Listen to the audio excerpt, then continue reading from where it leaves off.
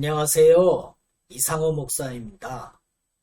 구역공과 해설, 오늘은 제34과 마음을 쏟는 기도입니다. 성경 본문은 사무엘상 1장 6절에서부터 20절까지입니다.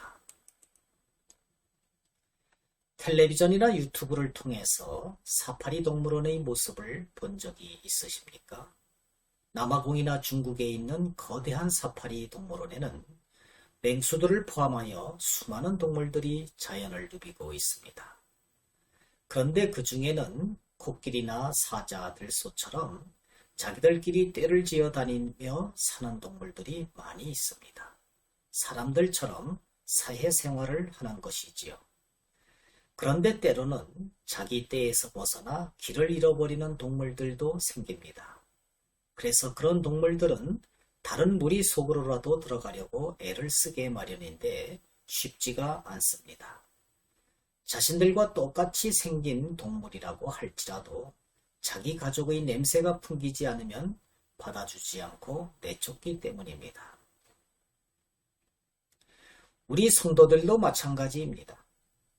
우리는 하나님의 백성이 되면 인생이 순탄하리라고 생각을 합니다. 그러나 그리스도인은 세상에 속한 자가 아니라 하나님 나라에 속한 자입니다.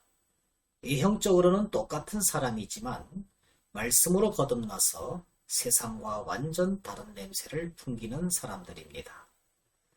그래서 세상은 우리를 내쫓으려고 끊임없이 박해를 가해옵니다. 그래서 그리스도인은 보통 사람들이 겪는 것보다 더 큰 고난을 겪을 수밖에 없습니다. 자신의 인생 속에서 이것을 깨달은 다윗은 다음과 같이 노래합니다. 의인은 고난이 많으나 여호와께서 그의 모든 고난에서 건지시는도다. 시편 34편 19절 말씀입니다. 그렇습니다. 성도에게는 고난이 더 많습니다. 그렇지만은 하나님을 의뢰하면 하나님이 건져주십니다. 우리도 기도하면 하나님의 승리를 체험할 수 있는 것입니다. 그러면 말씀 속으로 들어가서 좀 더 자세하게 알아보도록 하겠습니다. 1번, 한나는 어떤 고난을 당했습니까? 사무엘상 1장 6절입니다. 여호와께서 그에게 임신하지 못하게 하심으로 그의 적수인 브릿나가 그를 심히 격분하게 하여 괴롭게 하더라. 한나는 자식이 없는 가운데 브릿나의 핍박으로 큰 고난을 당했습니다. 한나가 살던 고대에는 축척의 문화가 있었습니다. 아내 외에 또 다른 여성을 데리고 사는 사람들이 허다했습니다. 물론 하나님이 기뻐하시는 것은 아니었고 이방의 악한 풍습이었습니다. 엘가나는 그의 아내 한나를 사랑했지만 아마 자식을 낳지 못하자 브릿나를 취한 것 같습니다. 그 당시에는 여인이 자식을 낳지 못하는 것은 사회적으로 너무 큰 수치였습니다. 엘가나의 가정도 마찬가지였습니다. 두 번째 아내인 브릿나가 자식을 낳은 후 본처인 한나를 괄시하고 핍박할 정도였습니다. 자식을 낳지 못하는 것은 한나의 인생의 가장 큰 고통이었습니다. 2번, 한나의 가족이 매년 여호와의 전에 가서 제사할 때마다 어떤 일이 벌어졌습니까? 사무엘상 1장 7절에서부터 8절까지입니다.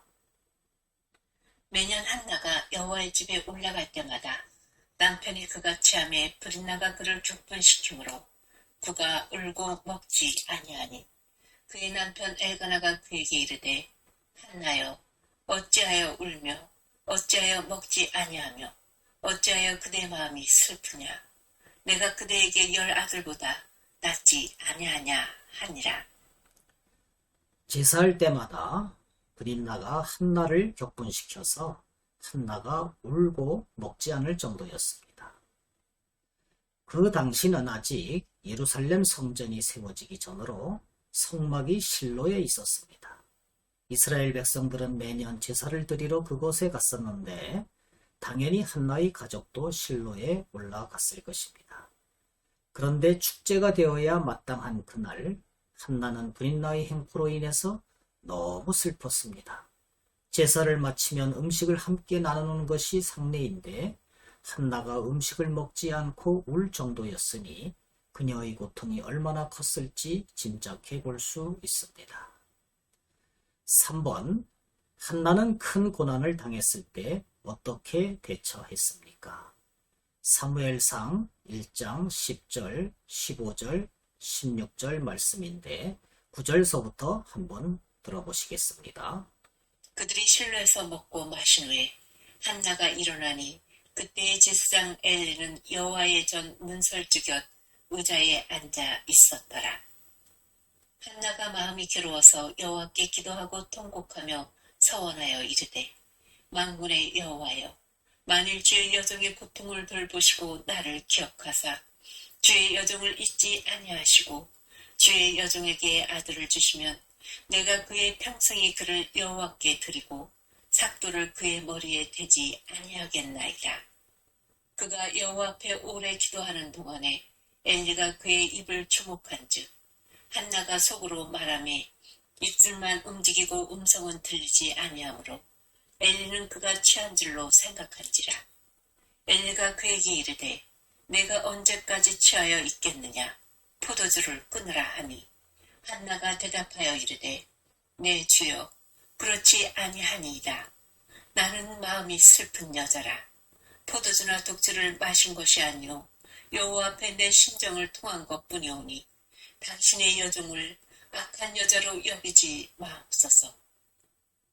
내가 지금까지 말한 것은 나의 원통함과 격분됨이 많기 때문이니이다 하는지라. 한나는 고난을 당했을 때 하나님 앞에 마음을 쏟아 통곡하면서 기도를 했습니다.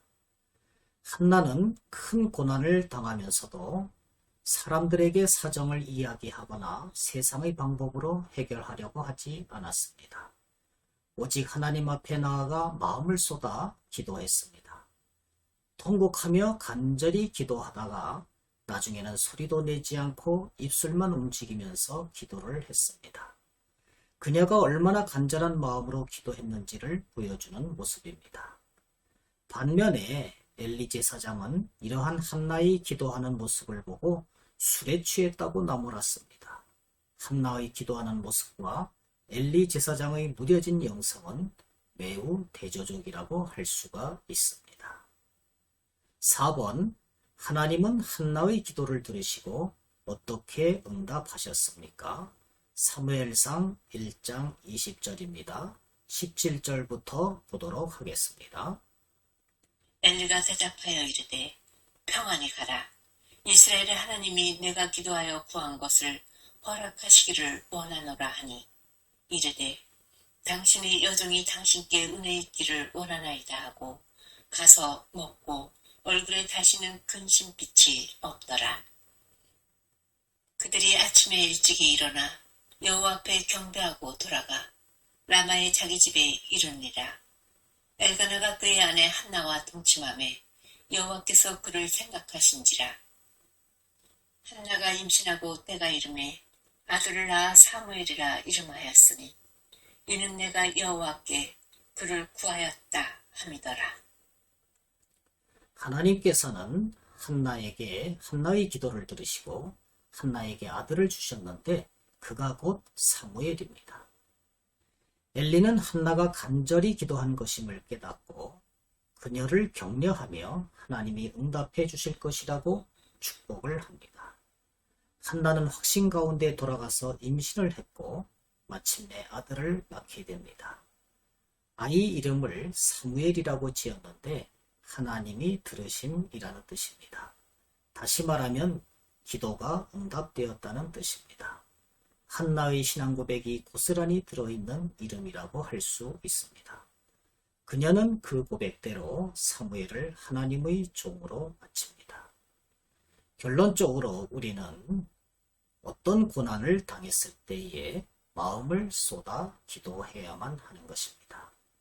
감사합니다. 안녕히 계십시오.